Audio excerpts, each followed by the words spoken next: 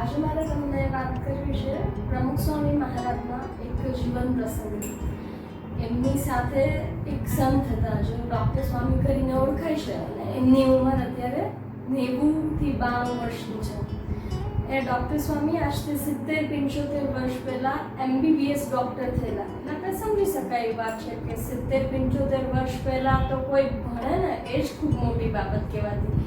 એમાં ડૉક્ટર બનવું એ પણ MBBS ડૉક્ટર એટલે એક ફરિશ્તા સમાન તમને માનવો મળતો. તો એ ડૉક્ટર સ્વામી પ્રમુખ સ્વામી મહારાજની સાથે ફરતા હતા સેવામાં. તેઓ પણ સાધુ જ હતા. તો એક દિવસ પોતે દવાની નાની નાની બોટલ્સ પોતે આખી એવી એક મેડિસિનની બોક્સ બનાવેલું હતું કે કોઈને પણ ક્યારે કંઈ દવાની જરૂર પડે તો તરત આમાંથી આપી શકાય. અને પ્રમુખ સ્વામી મહારાજ પાસે પોતાનું આ મેડિસિનનું બોક્સ હશે એ બતાવવા માટે આખું લઈ જાય છે અને કહે છે કે જુઓ સ્વામી, આમાં મેં આખી આ રીતની પેટી તૈયાર કરી છે જેથી તરત જ કોઈને જરૂર પડે તો હું આપી શકું. પ્રમુખ સ્વામી મહારાજ કહે છે કે તમને આટલી બધી બોટલો છે, આટલી બધી ડબ્બીઓ છે, એમાં ખબર કેમ પડે? એટલે ડૉક્ટર સ્વામી કહે છે કે મેં દરેક બોટલના ઢાંકણા પર નામ લખીને રાખી દીધા છે એટલે મને ક્યારેય કંઈ વાંધો ના આવે. એ સમયે પ્રમુખ સ્વામી મહારાજ એમને એક બહુ સરસ પ્રશ્ન પૂછે છે કે તમે ઉપર ઢાંકણાની ઉપર નામ લખી અને રાખી દીધા એ તો બરાબર છે સ્વામી, પણ કોઈક વખત ઢાંકણા અદલ-બદલ થઈ જાય તો તમે ખોલીને દવા રાખી હોય અને એકનું બીજામાં અને બીજાનું ત્રીજામાં એવી રીતે થઈ જાય તો મોટો લોચો થઈ જાય ને.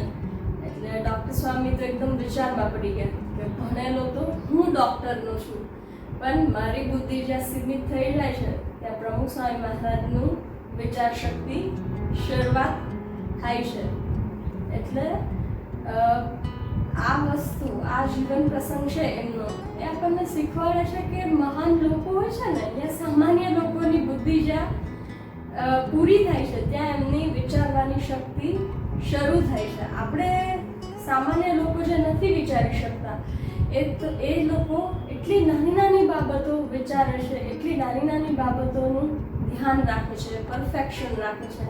એટલે જ કદાચ તેઓ અસામાન્ય હોય છે, એટલે જ તેઓ બીજા કરતાં એક ડગલું આગળ ચાલનારા હોય છે, બીજા કરતાં તેઓ સફળ એટલે થઈ શકે છે. તો જો જીવનમાં આપણે બધા સામાન્યમાંથી અસામાન્ય બનવા માંગતા હોય, જીવનમાં લોકો કરતાં એક ડગલું આગળ ચાલવા માંગતા હોય ને, તો હંમેશા આવા લોકોને જીવનમાં આદર્શ બનાવવા કે જેઓ નાની નાની બાબતનું પરફેક્શન રાખતા હોય, નાની નાની બાબતો વિશે વિચારતા હોય. Thank you.